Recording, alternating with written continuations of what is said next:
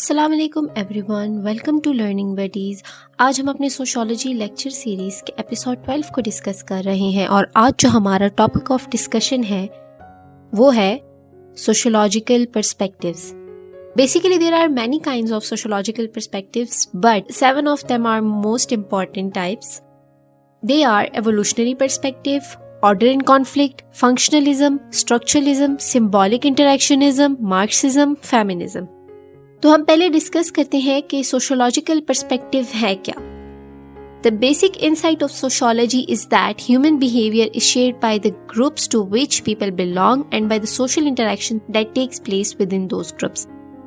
तो जो human behaviour है वो दो चीज़ों से शेप होता है। एक तो वो जो अपने ग्रुप्स के साथ जो उनकी बिलोंगिंग होती है एंड सेकेंडली जो आपस में उनका सोशल इंटरेक्शन होता है, इससे ह्यूमन बिहेवियर जो है वो शेप होता है।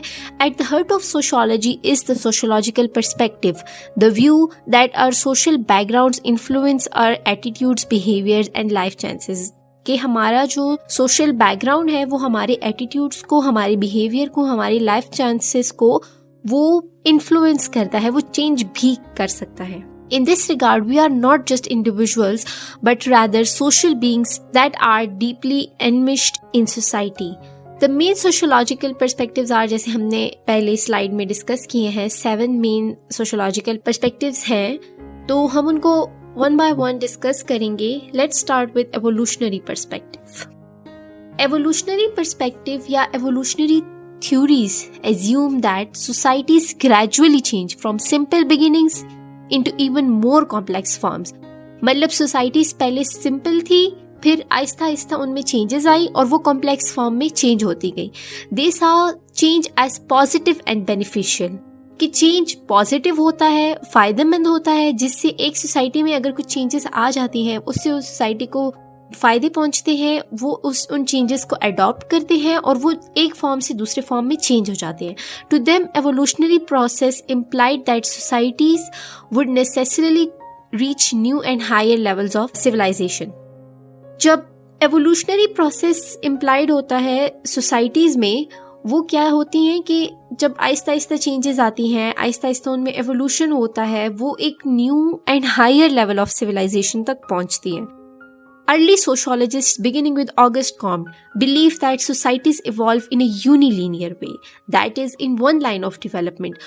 Comte's ideas relating to 3 stages in the development of human thought and also of society, namely the theological, the metaphysical, and the positive, in a way represent the 3 basic stages of social change. According to Auguste Comte, societies जो है वो एक यूनिलीनियर वे में evolve हुई है, मतलब एक ही वे में, उनकी डिफरेंट वेज नहीं है, डिफरेंट तरीके नहीं है इवॉल्व होने में, हर सोसाइटी सेम वे में इवॉल्व हुई है। अब कॉम्ट्स के जो आइडियाज हैं, अगर हम उनको 3 stages of development of human thought के साथ रिलेट करें तो हम अकॉर्डिंग टू हिम जो 3 बेसिक स्टेजेस हैं सोशल चेंज की, the first one is theological change. Theological change में ज़्यादातर जो है सुपरस्टिशंस पे बहुत बिलीव किया जाता था कि जो कुछ हो रहा है शायद एक सुपरनैचुरल पावर से हो रहा है, जो चेंजेस आ रही हैं सुपरनैचुरल पावर से आ रही हैं, या इसके पीछे कुछ गोस्ट्स वगैरह का कुछ है, या इसके बाद जो है मेटाफिजिकल में फिर फिलॉसफी वगैरह का स्टेज शुरू हो गया और उसके बाद फिर पॉजिटिव वे मतलब साइंटिफिक वे में। जो पॉजिटिव स्टेज जो है उसमें फिर सोशियोलॉजिस्ट्स ने जो साइंटिफिक मेथड्स वगैरह जो सारा कुछ है वो अप्लाई करना शुरू हो गए हैं सोसाइटी पे। These represent the 3 basic stages of social change. August Comte की थ्योरीज को हमने डिटेल में एक्सप्लेन किया है अपने एक लेक्चर में और उस एपिसोड का लिंक जो है मैं डिस्क्रिप्शन बॉक्स में अटैच कर दूंगी। अगर आपको वहां से डिटेल में लेक्चर सुनना है तो आप वहां से एपिसोड सुन सकते हैं। The second is Lewis Henry Morgan, L.H. Morgan, believed that there were 3 basic stages in a process: savagery, barbarism, and civilization. Herbert Spencer applied Darwin's theory. अब इसके बाद Herbert Spencer आ गया। Herbert Spencer ने जो है Darwin's principle of survival of fittest to the human societies. Henry Morgan के बाद हम डिस्कस करेंगे Herbert Spencer की थ्योरीज को। Herbert Spencer ने Darwin's principle of survival of fittest को लेके ह्यूमन सोसाइटीज पे अप्लाई किया He said that society has been gradually progressing towards a better state. He argued that it has evolved from military society to the industrial society. He claimed that the Western races, classes, or societies had survived and evolved because they were better adapted to face the conditions of life. अब Herbert Spencer ने जो Darwin की एक theory है survival of the fittest, according to Darwin's evolutionary theory, वो species या वो animals that are fittest वो सरवाइव कर गए हैं और जो फिटेस्ट नहीं थे वो सारे खत्म हो गए हैं, वो एक्सटेंड हो गए हैं। तो हर्बर्ट स्पेंसर ने क्या किया कि उसने सर्वाइवल ऑफ फिटेस्ट की थ्योरी को अप्लाई किया ह्यूमन सोसाइटीज पे, एंड उसने कहा कि सोसाइटी जो है वो ग्रेजुअली प्रोग्रेस कर रही है टुवर्ड्स अ बेटर स्टेट, और इसके अलावा सोसाइटीज़ जो है वो चेंज हुई हैं from military society to industrial society. As an example, western countries या वेस्टर्न रेसेस या सोसाइटीज़ जो है वो सर्वाइव कर गई हैं, कंडीशंस या चेंजेस के साथ सर्वाइव कर गई हैं, इवॉल्व कर गई हैं, and they were better adapted to face the conditions of life. और हर्बर्ट स्पेंसर की थ्योरीज को भी हमने डिटेल में एक्सप्लेन किया है अपने एक एपिसोड में, तो वो लिंक जो है मैं डिस्क्रिप्शन बॉक्स में अटैच कर दूंगी। इमाइल दुर्खाइम की अब हम डिस्कस करेंगे। इमाइल दुर्खाइम ने क्या किया, identified the causes of societal evolution as a society increasing moral density. जितनी मोरल डेंसिटी ज्यादा होगी सोसाइटीज में, सोसाइटी चेंज होंगे according to Emile Durkheim. Durkheim viewed the societies as changing in the direction of greater differentiation, interdependence, and formal control under the pressure of increasing moral density. He advocated that societies have evolved from a relatively undifferentiated social structure with a minimum division of labor, with a kind of solidarity called mechanical solidarity, to a more differentiated social structure with a maximum division of labor, giving rise to kind of solidarity called organic solidarity. जो simple structure है with less moral density, उसमें less division of labour है, that is mechanical solidarity. उससे societies change हुई है एक differentiated social structure में जिसमें डिविजन ऑफ लेबर ज़्यादा है, जिसमें मोरल डेंसिटी ज़्यादा है, and that is known as organic solidarity. तो इमाइल दुर्खाइम ने एवोल्यूशनरी पर्सपेक्टिव को अप्लाई किया है on the societal change. So this is the evolutionary perspective. हमने एवोल्यूशनरी पर्सपेक्टिव को डिटेल में एक्सप्लेन किया, उनके थ्योरिस्ट्स ने जिन थ्योरिस्ट ने इस पे वर्क किया और एवोल्यूशनरी पर्सपेक्टिव को इन्होंने सोसाइटी के साथ एसोसिएट किया, उसको भी हमने एक्सप्लेन में किया। अगर आपको फर्दर डिटेल में एक्सप्लेनेशन चाहिए तो August Comte, Herbert Spencer, email दुर्खाइम, इनकी मैंने डिटेल में एपिसोड्स बनाई हैं, इनकी थ्योरीज को मैंने उसमें एक्सप्लेन किया है। तो अगर आपको डिटेल में इनकी थ्योरीज सुनी है तो मैं उनके लिंक्स जो है डिस्क्रिप्शन बॉक्स में अटैच कर दूंगी। So now we will discuss order and conflict. Order and conflict perspectives को हम अलग अलग से पढ़ेंगे कि ये है क्या। Order theory is a perspective that sees society as having a social order of relatively stable patterns of behavior, that is, as having a set of shared values and social processes that limit disruption and conflict and lead people to cooperate with each other. Whereas, according to conflict theorists, conflict is a permanent feature of society and not just a temporary event. It is a process that binds people together in interaction. Further, conflict encourages people of similar interests to unite together to achieve their objectives. Continuous conflict in this way keeps society dynamic and ever-changing, and hence every element in society contributes to change. अब हम explain करेंगे कि ये है क्या। Order theory जो है, it is based on social order. ठीक है, सोशल ऑर्डर क्या है? एक स्टेबल पैटर्न्स ऑफ बिहेवियर है, शेयर्ड वैल्यूज है, वो सोशल प्रोसेसेस हैं जो कि कॉन्फ्लिक्ट को, डिस्ट्रप्शन को, कैओस को कम करता है और उसकी वजह से लोग एक दूसरे के साथ कोऑपरेट करते हैं। अकॉर्डिंग टू ऑर्डर थ्योरी या ऑर्डर पर्सपेक्टिव, सोसाइटी में एक ऑर्डर है, एक सोशल बैलेंस है, एक सोशल इक्विलिब्रियम है, हर कोई एक दूसरे के साथ एक शेयर्ड वैल्यूज शेयर कर रहे हैं या एक stable patterns of behaviour share कर रहे हैं। अगर उनमें से कोई उस बिहेवियर से डाइवर्ट कर जाता है तो वो सोशल ऑर्डर डिस्टर्ब हो जाता है। Whereas according to conflict theorist, अब कॉन्फ्लिक्ट थ्योरिस्ट क्या कहते हैं? वो कहते हैं कि कॉन्फ्लिक्ट जो है वो एक परमानेंट फीचर है सोसाइटी का, वो एक टेम्पररी इवेंट नहीं है कि एक कॉन्फ्लिक्ट हो गया बस वो खत्म हो गया। कॉन्फ्लिक्ट चलता आ रहा है, एक प्रोसेस है। उसकी वजह से क्या होता है कि people are bind together in interaction. अब दो ग्रुप्स में कॉन्फ्लिक्ट है, उन दोनों ने आपस में वो अपना कॉन्फ्लिक्ट का इजहार कर रहे हैं। बाकी जो लोग हैं उनमें से उनकी राय जिस ग्रुप के साथ होगी वो उस ग्रुप के साथ बाइंड कर जाएंगे, दे विल बाइंड टुगेदर। तो अब उनसे क्या होगा कि वो लोग अपने जो ऑब्जेक्टिव्स हैं वो अचीव कर पाएंगे। तो इस तरह से हम कह सकते हैं कि जो कंटिन्यूअस कॉन्फ्लिक्ट होता है it keeps society dynamic and ever changing. अगर सोसाइटी में कॉन्फ्लिक्ट नहीं होगा तो सोसाइटी कभी चेंज ही नहीं होगी, वो स्टैटिक हो जाएगी। सोसाइटी में कॉन्फ्लिक्ट है तो वो डायनामिक है, ये वो चेंज हो रहा है साथ साथ।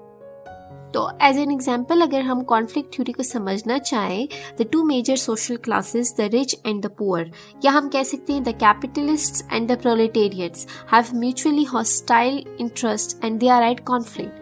History is the story of conflict between the exploited and the exploited. This conflict repeats itself off and on until the capitalism is overthrown by the workers and a socialist state is created. तो capitalism में जो industrial owners थे, जो बॉर्जियोसिस थे, वो प्रोलेटेरियट्स को या जो वर्कर्स थे उनको एक्सप्लॉइट करते थे, उनसे ज़्यादा आवर्स के लिए काम लेते थे विद लो वेजेस, उनकी पेस कम थी, उनके वर्किंग आवर्स ज़्यादा थे, वो एक्सप्लॉइट हो रहे थे।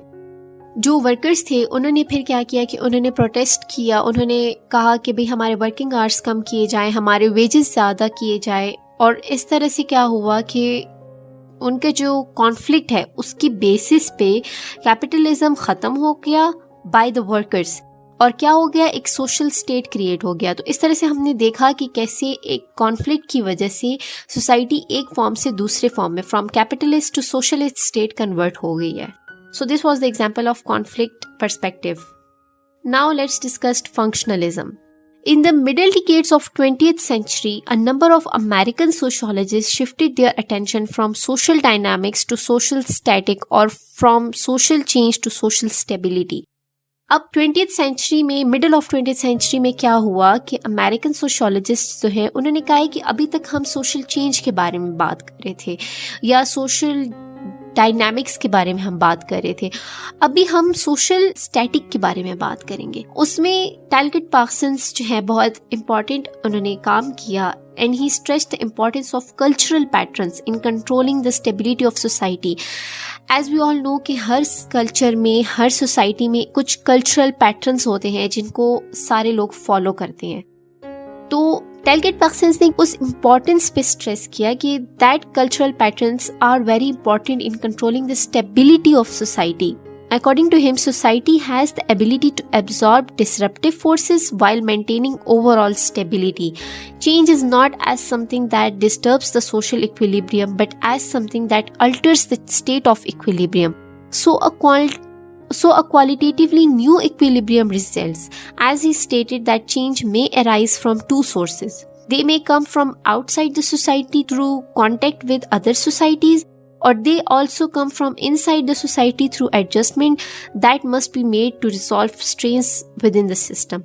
अब अकॉर्डिंग टू हिम सोसाइटी में एक एबिलिटी होती है कि अगर कोई डिस्ट्रप्टिव फोर्सेस होती हैं वो उसको एब्जॉर्ब कर लेता है ताकि एक ओवरऑल स्टेबिलिटी कायम रह सके, मेंटेन रह सके।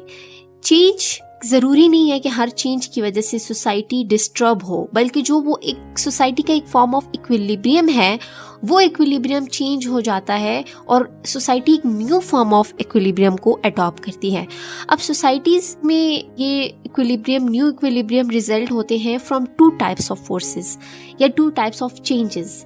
एक चेंज वो होता है अगर सोसाइटी के आसपास दूसरी सोसाइटीज़ जो हैं वो फोर्स करें और उन सोसाइटीज़ में कोई चेंजेस आए और सोसाइटी एक न्यू इक्विलिब्रियम ले ले, तो वो आउटसाइड एक्सटर्नल फोर्स होगा।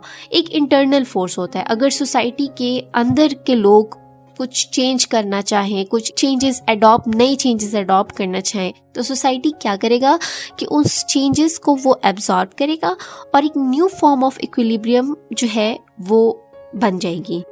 There are two types of functions. एक मैनिफेस्ट फंक्शंस है। दो फंक्शंस ऐसे हैं, एक लैटेंट है, एक मैनिफेस्ट है। ये दो फंक्शंस जो है इनकी वजह से सोसाइटी में चेंजेस आती हैं और उन चेंजेस को सोसाइटी एब्जॉर्ब कर लेता है। इक्विलिब्रियम उसका अगर डिस्टर्ब हो भी जाए तो वो डिस्टर्बेंस को एब्जॉर्ब करके एक न्यू फॉर्म ऑफ इक्विलिब्रियम लेता है।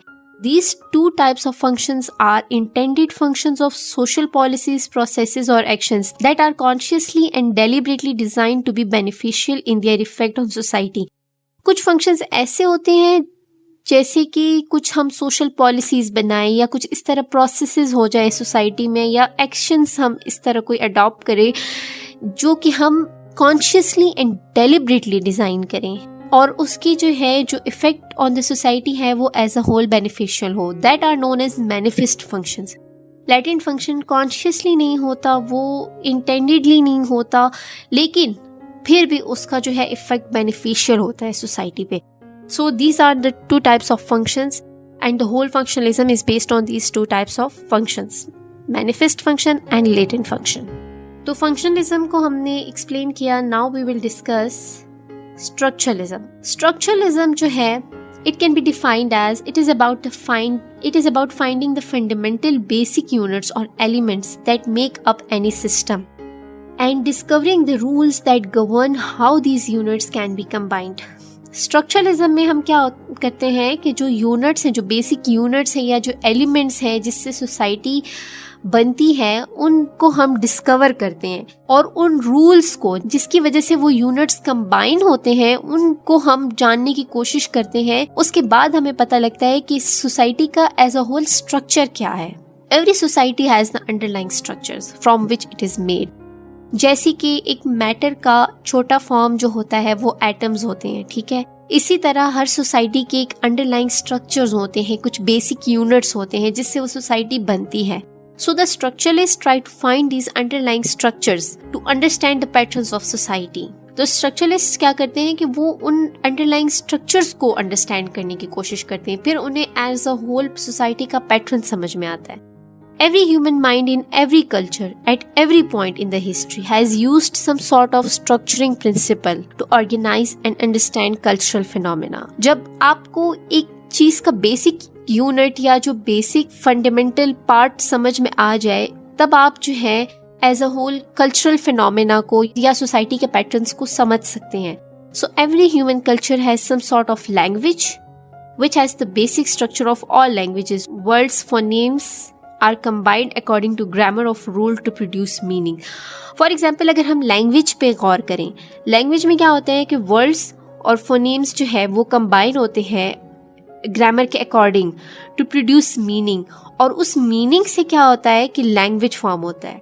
सो हर ह्यूमन कल्चर का जो है एक लैंग्वेज होता है जो दूसरे कल्चर से चेंज होता है, जो दूसरे इलाके से चेंज होता है, और हर एक लैंग्वेज का कुछ बेसिक स्ट्रक्चर होता है, कुछ वर्ड्स होते हैं, कुछ फोनीम्स होते हैं that are combined according to lectures जो कि एक मीनिंग प्रोड्यूस करते हैं. उसके बाद वो लैंग्वेज बनता है और वो उसके बाद वो लैंग्वेज उस कल्चर का पार्ट बनता है. तो जो स्ट्रक्चरलिस्ट्स होते हैं वो इन छोटी छोटी बेसिक यूनिट्स को फाइंड करने की कोशिश करते हैं. Every human culture similarly has some sort of social organisation.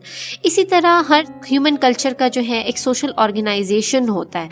All of these organisations are governed according to structuralist analysis by the structures which are universal. हर कल्चर में जितने ऑर्गेनाइजेशंस होते हैं अब स्ट्रक्चरलिस्ट के अकॉर्डिंग वो क्या होते हैं that are universals. These structures are universal. वो हर जगह सेम होंगे वो structures. So this was all about structuralism. Now let's move on symbolic interactionism. The symbolic interaction perspective, also called as symbolic interactionism, is a major framework of the sociological theory. This perspective relies on the symbolic meaning that people develop and build upon the process of social interaction. जब लोग आपस में मिलते हैं, आपस में एक social interaction होता है, वो कुछ symbols produce करते हैं आपस में एक दूसरे के साथ interact करने के लिए.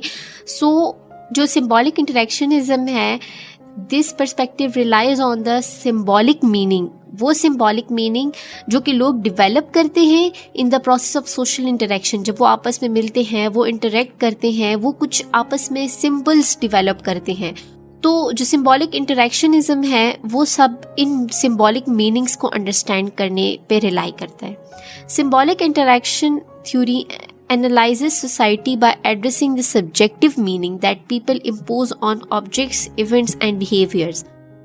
Subjective meanings are given primacy because it is believed that people behave based on what they believe and not just what is objectively true. Thus, society is thought to be socially constructed through human interpretation. People interpret one another's behavior and it is these interpretations that form the social bond. जब आपस में लोग मिलते हैं वो आपस में एक दूसरे के बिहेवियर को इंटरप्रेट करते हैं, अडॉप्ट करते हैं और उसी वजह से कुछ सिंबल्स बनते हैं. उन सिंबल्स को जो कि इंटरेक्शन के थ्रू बने हैं उसको समझने के लिए सिंबॉलिक इंटरेक्शनिज्म बना, ताकि लोगों की आपस में जो इंटरेक्शन से जो सिंबल्स बने हैं वो समझे जा सके. These interpretations are called the definition of the situation.